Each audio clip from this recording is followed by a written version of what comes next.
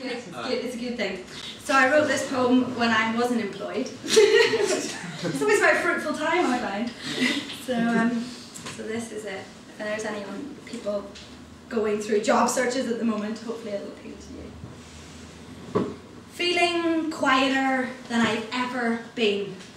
Suddenly the cracks in my confidence are seen as my inner sense of self can't be put on a shelf. As my childhood trophy or professed as a school day rosary. The transition years, a sum of freedom divided by fears, which equals successions and sequels of unfulfilling work with no sign of a perk. You talk about what you do, who you do, but if you can't afford to screw and you dream of time off in lieu as opposed to time off to stew in applications impossible to format, and it's always the best job that won't accept a CV and the deadline's today at 3. There's a reason for silence. Talk of my connivance to be gainfully employed doesn't leave me overjoyed. My heart's not buoyed by sympathetic sighs, understanding eyes. So I'll stay quiet while inside there's a riot as I fight with myself, fight fear of diminishing wealth. Hold back the tears. Remember these are my freedom years.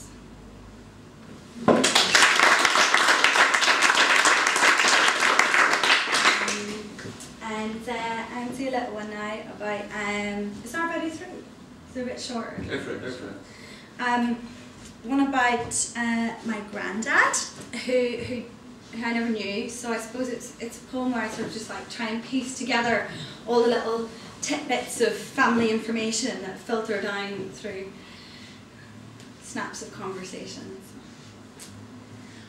My granddad was to play in the first film of Titanic. Would have been sick to see him riding on the waves of the Atlantic some random Mick. But he had the farm to tend, fences to mend, backs to bend, while Aunt Tessie's making buns, the fighting Darcys are hiding guns in among the little ones. Weans, as we say, when I was a wean I used to play all day in among the hay. Never knew my mum's dad, died when she was 15, fairly sad, but no one talks of the sadness, grandmother's madness, the grinding poverty, the longing to be free. It wasn't easy to get a job, you see, so they went to America. In Ireland everything must rhyme to pass the time, or you turn to drink so you don't think. 'Cause my brain and my granddad's never could gauge the subtle interplays of the written language, the nuance, the nonchalance. I want to explain my behaviour. Jesus is not my personal saviour. In my country, you got a problem, shout, speak out. You gotta be louder and bolder and colder. You get respect for the terms of your abuse, full marks for good word use. It's about the poetry, the drama, the palaver, the tin whistle, the prayer missile, the big drums, the screaming mums, the Gaelic football. So stand tall, proud of it all. Yes.